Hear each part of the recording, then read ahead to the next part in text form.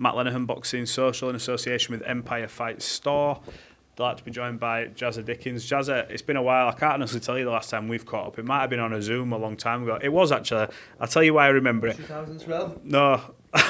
I'll tell you why I remember it, because I couldn't put it out because your connection was that bad.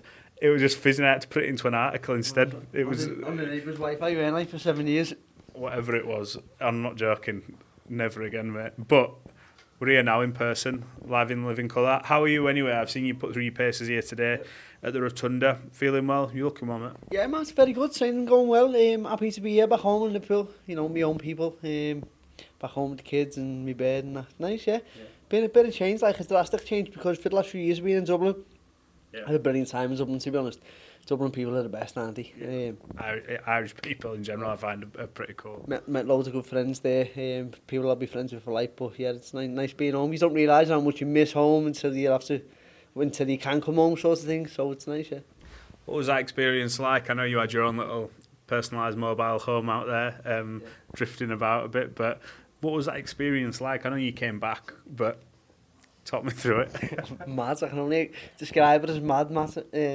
As I was saying before to you, I had a converted camper van. I was living in a camper van for 2 years when I was over there, six weeks at a time. And then one night I woke up and the car behind me was exploding. The car next to that was exploding on fire, the pair of them. And if I was parked next to them, I wouldn't be here to tell the tale now, yeah.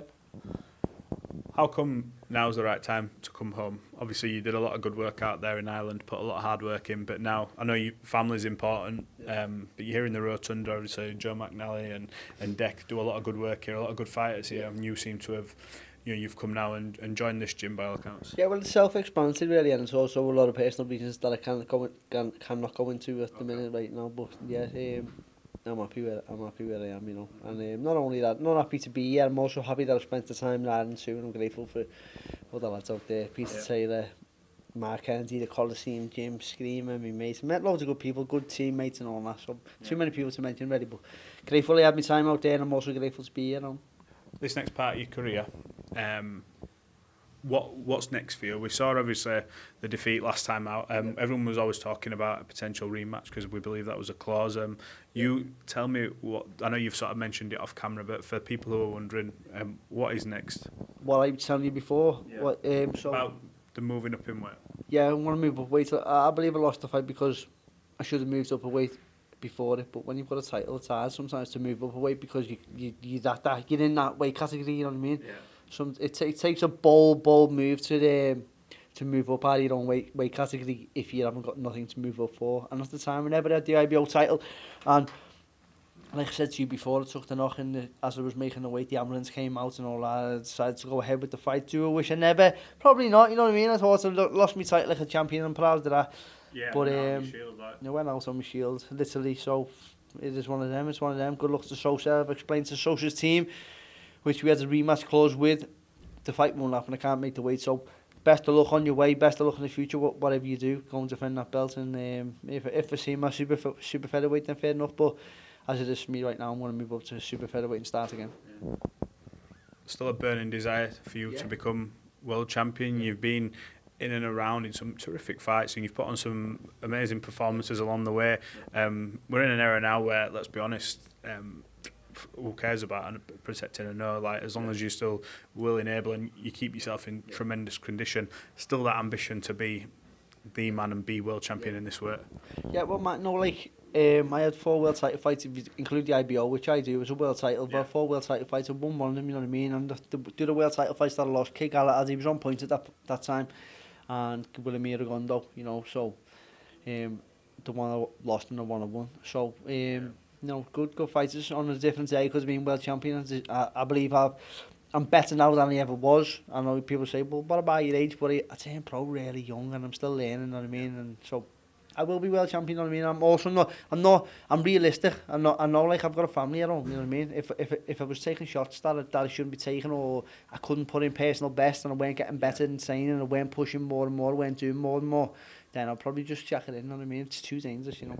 And people always say, oh, as you get older, you slow down, but also with age comes a lot of experience. So the things that you were doing at the younger, where you were making certain mistakes, you're not doing when you're older. So I sort of feel like it must balance it out in the gym.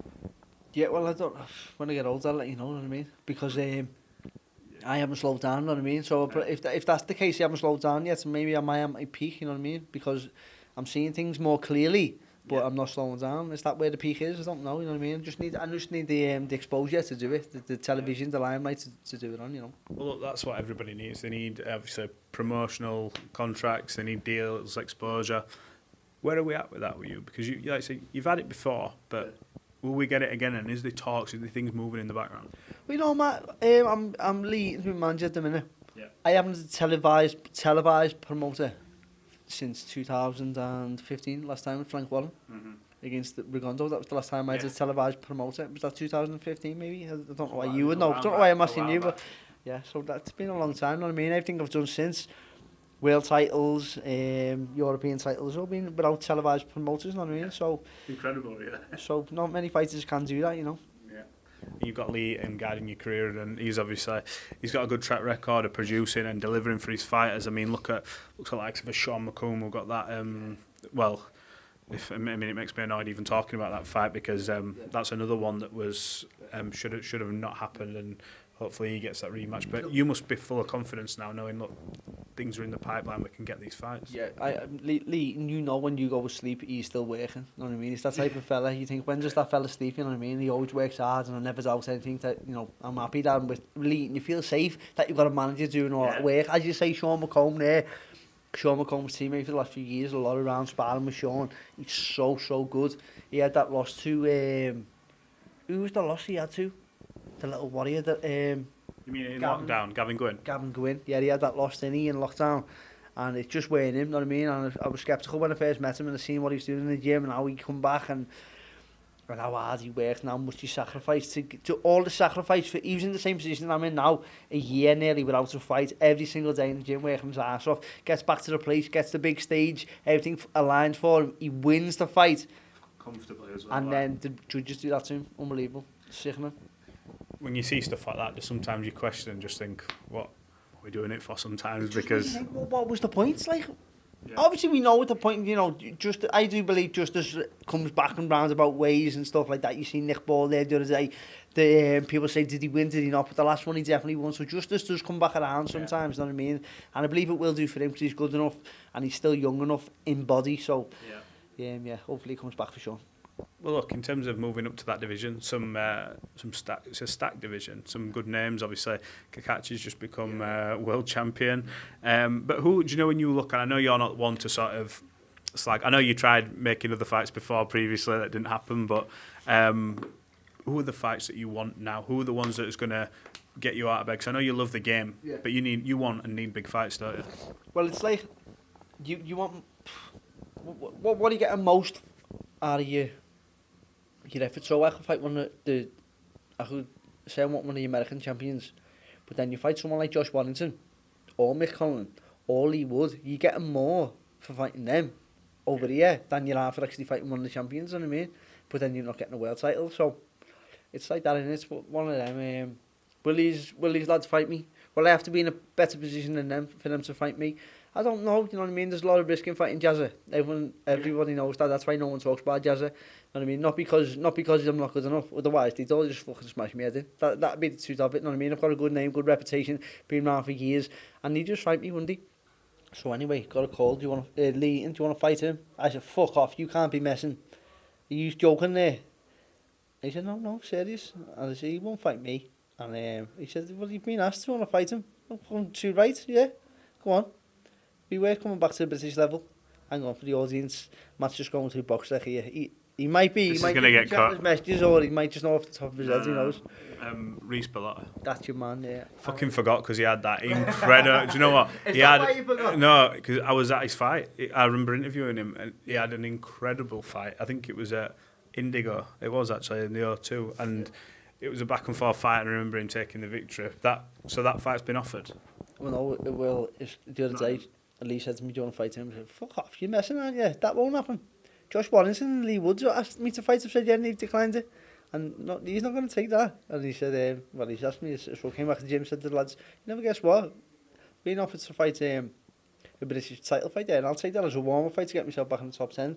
And then next minute, no, it's just been announced yesterday, he's fighting someone else for the British title.